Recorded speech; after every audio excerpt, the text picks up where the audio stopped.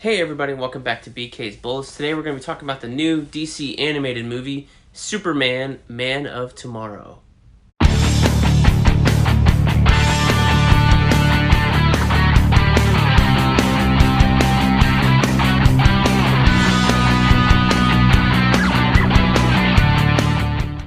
Hey everybody, welcome back to BK's Bullets. As always, I'm your host, Brent Casina. So we're going to be talking about this new DC animated movie that dropped today, Superman, Man of Tomorrow. Today is a Sunday, and movies normally come out on Tuesdays. Well, why is it that this movie came out on a Sunday? Well, this movie came out on a Sunday because it was supposed to come out right after it premiered for free as part of DC FanDome.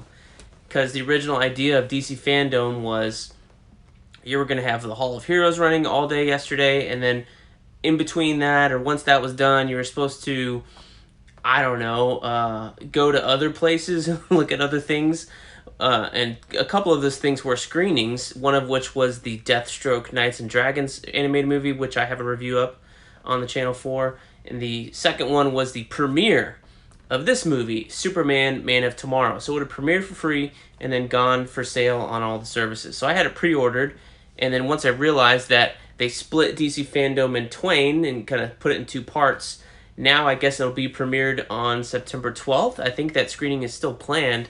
That could change, but if you want to watch it ahead of time, watch this review and then go and check it out on your digital service or of choice. I don't know when it comes out on Blu-ray. I'm sure it's 3 or 4 weeks from now, so it's a little bit unfortunate for that if you're a physical media guy. But me, myself, I determined that all these animated movies and stuff like that, not really worth buying the DVD for, because I was getting tired of waiting this 3 to 4 weeks nonsense to watch them. So I just said, forget it. I will go all digital on it, except for the next one that's coming out, which is the Batman Death in the Family multi-animated movie thing. Apparently the interactivity is only on the Blu-ray, so I ordered that, so I'll have to wait that extra time to get that in hand to watch it. But everything else other than that, I'll get digitally or whatever. So let's talk about this movie.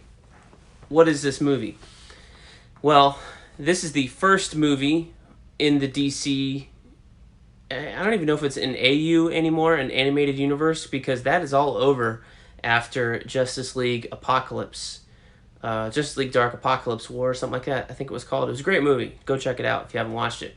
But that was kind of the end. And this is something new. This is something different. So we have an entirely new art style from any of that old stuff. This is a very, think of the comic book artist Chris Samney or Paulo Rivera or anybody who worked on Mark Waid's Daredevil. It's that kind of art style, but in animation. And it at first, when I was watching the preview for it on the last animated thing that got released, I was kind of like, that's interesting. I'm not really sure if I like that or not. But watching this and it's an hour-and-a-half movie long, this is a longer feature than we normally get, I thought it was really special and really different, especially since we'd been seeing the same art style and character designs for years and years. To get something new and fresh injects a lot of energy into this movie. And it's really cool because while it's simplistic, it's still very comic booky. You're seeing all the little extra style lines on fingers and faces.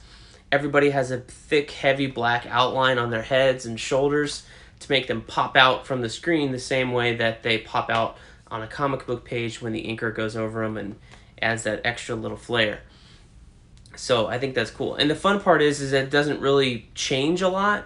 I don't know if they do this with computers or whatever, but that size of that outline stays pretty consistent in that same shot. It'll change when they change the shot, but it's not like wiggling or getting thinner or thicker or anything like that. Somehow they stayed consistent, and I think that helps a lot to maintain this art style and the, why it looks good, of all things, is that it's consistent, and that's a good thing. So this movie has a brand new cast. We have Darren Criss as Superman. We have Alexandra Daddario as Lois Lane. We have Zachary Quinto as Lex Luthor here. And so we have those three characters, and they also face off a little bit with Lobo, who's portrayed by Ryan Hurst. You may know him from, I want to say there was a TV show called Outsiders, but I know him from Sons of Anarchy. He was Opie on that. And then you have Martian Manhunter in here as well, and then the Parasite. So it's kind of, the story is kind of Superman, or Clark Kent really, becoming Superman in the very, very early days. He doesn't really have a costume yet. He's saving people, and then they start calling him names. That's how he gets the Superman monikers in here. And then how he gets his suit. You know, it's pretty traditional compared to other places. And, you know, puts the suit on and goes out and saves the world.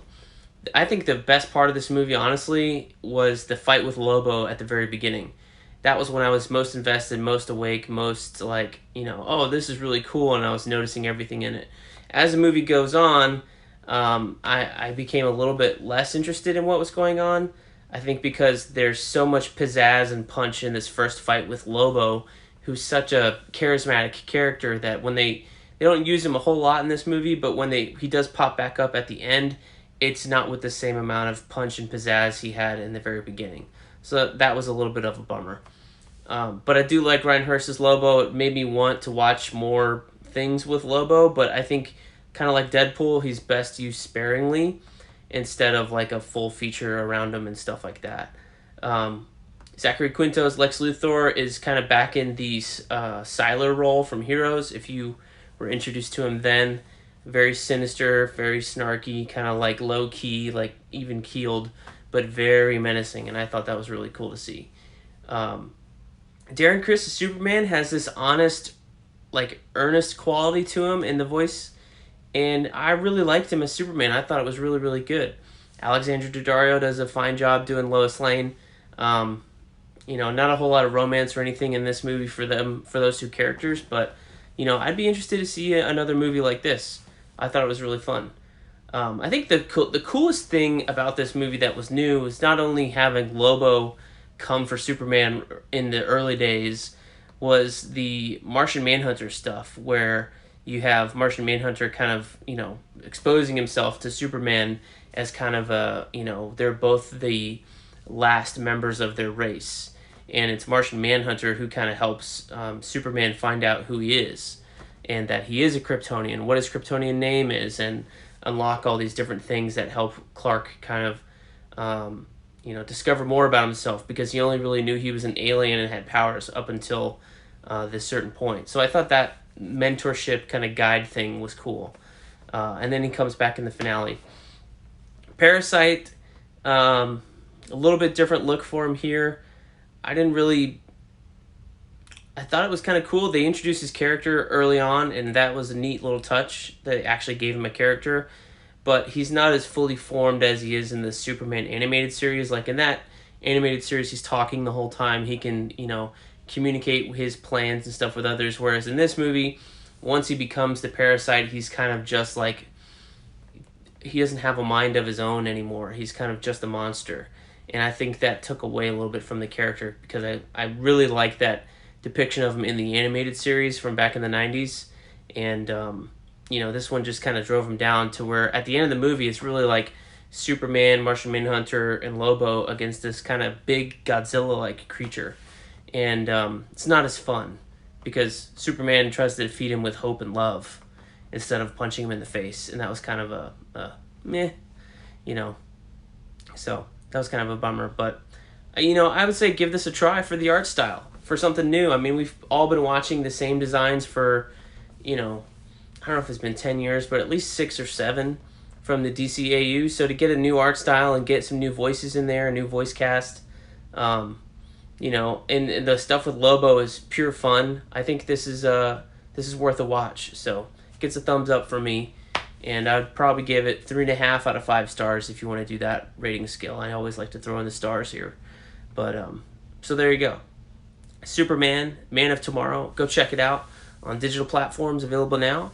And like the thing down below. Give us a comment what you thought, and let us know what you want to see us do more videos on. I was thinking about maybe doing a DCAU rewatch from Flashpoint Paradox to Justice League War, all the way through to the end to the Justice League Dark Apocalypse War, whatever it's called, and tracking the storyline through there. So let me know if you guys would like to see that content here on the channel. Thank you guys as always for watching. We will see you guys next time in the Funny Pages.